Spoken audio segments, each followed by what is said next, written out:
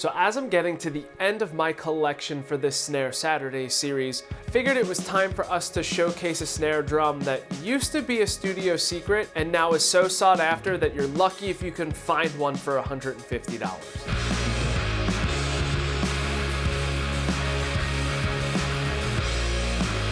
What's going on, everybody? Nick Costa here, and in this video I'm going to be showing you a late 60s Ludwig Acrolite snare drum. You might be aware that the Acrolite was made to be a more affordable option for students and classrooms, and you used to be able to find them for $60 to $80. And then I would say in the early 2000s, like say 2009, 2010-ish area, they really started to gain momentum and popularity, and prices just continued to skyrocket since. Now, before we dive into this video, make sure you hit the subscribe button, as well as the bell notification. That way you're notified of any additional content that I upload to the channel. So a little history on the Ludwig Acrolite. Like I said, this was a more affordable snare option for classrooms and students. So what Ludwig did is they took their Superphonic, an aluminum shell that was chrome plated with 10 lugs. They decided not to do the chrome finish, so it was a raw aluminum shell, and rather than 10 lugs, they cut it down to 8 lugs. Just by doing this, they were able to cut the production costs down to provide a more affordable option for, again, schools and students. This is also the reason why, if you are searching for a used Acrolite on whatever marketplace you decide to search, you'll notice that a lot of them are coming with cases, maybe old snare stands, books, sticks, and sometimes that practice pad that vacuum suctions to the top of the drum. This is because the majority of Acrolites were put into student model kits, so that way if you had somebody looking to start drums in their school program, it came with everything that they needed. Now, for the longest time, Acrolites weren't really identified as a good drum because of the fact that they were advertised as a student model, lower level snare drum to the Superphonic. Over time, however, people were really falling in love with these drums because of the way that they recorded. Because it was a raw aluminum shell, it had a more direct sound, but since it was 8 lugs over 10 lugs, it still had that bodiness to it. It wasn't as direct as a 10 lug, which is pretty crazy to say, but at the end of the day, it's not chrome plated, which is really bright. Now, to show my age, when I was in college and I started in 2006, you could find Acrolites for $60 to $80. And they were all over the place on eBay and Craigslist because there was no such thing as Facebook Marketplace then, nor was there a Reverb at that time. But again, as you started getting into, say, like 2009, 2010, people were starting to talk and mention about how awesome these drums sounded for as cheap as they were. And then you started seeing prices go up to maybe $125, $150. Now, if you search, you could find some of them are over $200. But either way, it's a drum that you should have in your collection because of the sound that it can make. So let's talk about the specs of a late 60s Acrolite. It is a 5x14 raw aluminum shell, and it has 8 bow tie lugs. It came equipped with triple flange hoops on the top and the bottom, as well as Ludwig Weathermaster branded heads on the top and the bottom. Throw-off was the Ludwig P83 throw-off, and what I believe is the standard Ludwig butt plate. Now, snare wires were the traditional Ludwig snare wires of this era, and in the late 60s, Ludwig was putting snare wires on where the end pieces on either side were made of plastic rather than metal. Now, when you talk about Acrolites specifically from the 60s, if they are an early to mid 60s, they are going to have the baseball style level internal muffler. And if you have a late 60s like I have here, or maybe even 70s, that's where they have the round puck muffler on the inside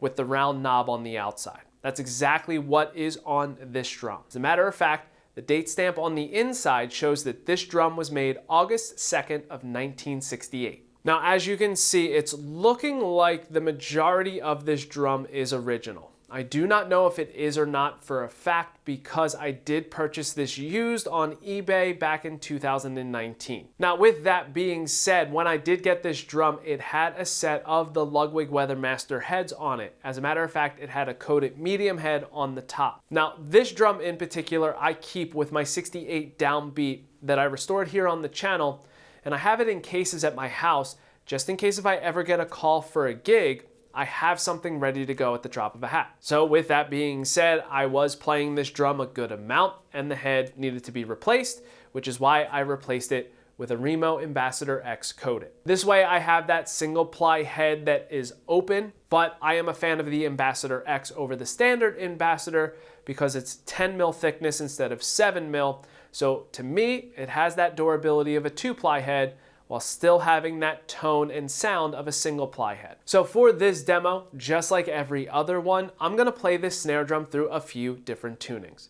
And just like every snare drum that has an internal muffle, I am going to play the drum with both of the muffle engaged and disengaged. I will start out with it disengaged and then engage it so you can hear the difference it makes in each tuning. So enough of me talking, let's dive into playing.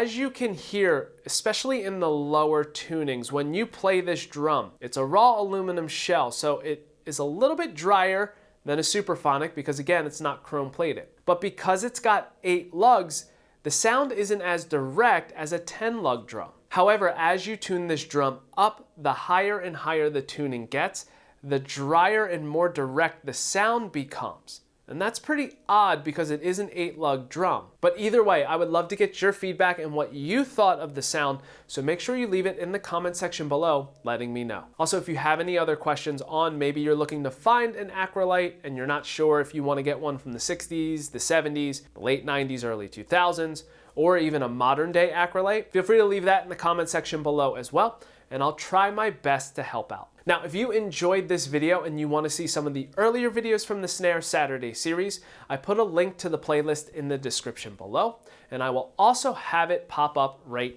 here. Finally, if you enjoyed this video, please make sure that you give it a thumbs up. That way it makes it a little bit easier for others to find it. Also, since I am getting to the end of my Snare collection, that could mean that we are getting to the end of the Snare Saturday series. So I would love your feedback as to if you are enjoying this series or not, and if you would like it to continue. And if you do want it to continue, then I have a valid excuse to buy even more snare drums. And I'm not really gonna be too mad about that. And if there are other things that you would like to see on this channel, maybe me doing more restoration videos like I have, or going back to drum lesson videos like I've done in the past, or maybe even something I haven't done yet on this channel, feel free to leave that in the comment section as well, because I'd love to get that feedback from you. And that is it. Thank you so much for checking out this video on a late 60s Ludwig Acrolite snare drum. And until next time, see you later.